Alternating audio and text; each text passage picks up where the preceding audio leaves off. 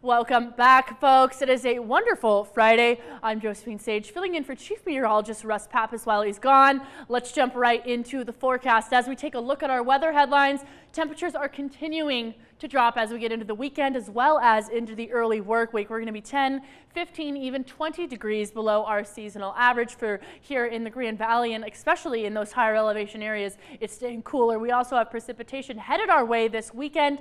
Late Sunday night and into Monday is when we've got a Pacific West Coast system moving on in with some low pressures to keep those temperatures low, as well as give us some rain and even some possible snow in those higher elevations.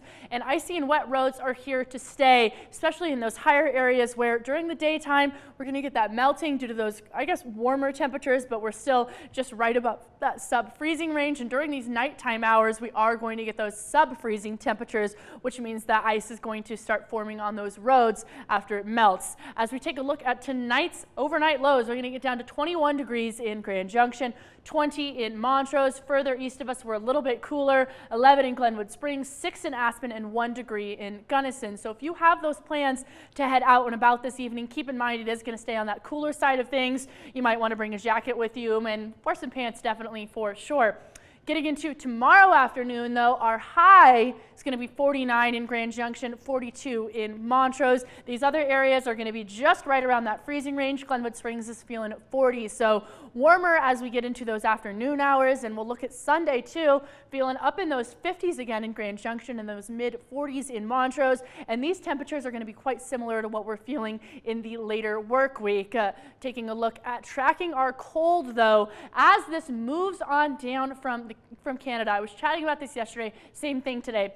As it moves, we'll notice that the Four Corners region kind of lets on up as we get into tomorrow, but as we get into Sunday, we've got a little bit more of a let up to give us temperatures that are just a little bit warmer, like I was chatting about. We're going to be back up in those lower 50s.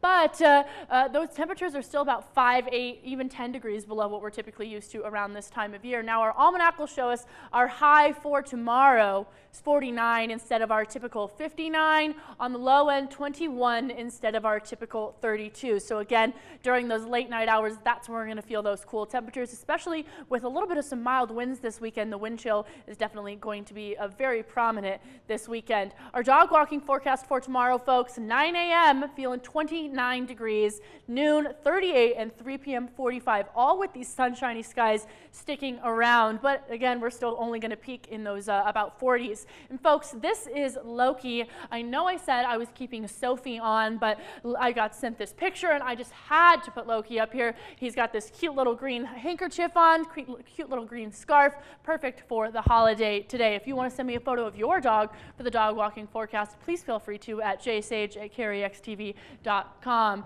And I do want to chat about our pollen forecast still, because with our precipitation contents being well above what we're typically used to around this time of year, our trees and our mold are just a little bit above that low range, but grasses and weeds are all the way down, feeling quite low for allergens in our atmosphere. Now, our futurecast snow, folks, we'll notice we're going to get some clear skies even as we get down into Saturday evening. Sunday morning, maybe a little bit down south, a little bit of a chance for some fog and some residual storms.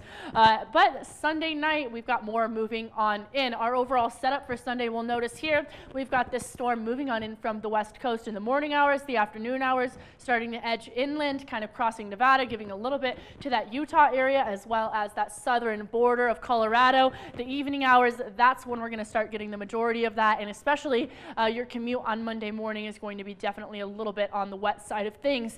But before that storm rolls on in, our total snow cover for a lot of these areas, Aspen has the majority of it in those 50, 60, even 70 inches for the entire season. These other areas are down a little bit on the lower end of things. The Grand Valley is looking to be clear of any snow except kind of over in Powderhorn and the Utenas. Now, our radar and satellite will show us that this low pressure system, this is what's moving on in to give us that, that storm. And we'll notice that high pressure is going to hit us before that storm, giving us that little bit of increase in temperatures.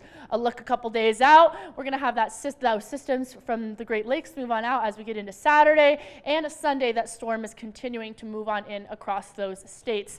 The extended forecast, folks, looks like tomorrow is going to be 49, and then we're going to pick back up into those low 50s, and the overcast skies are going to return on Tuesday and Wednesday for both Grand Junction and Montrose. So keep your rain boots out, keep your jackets out. It's going to stay cool.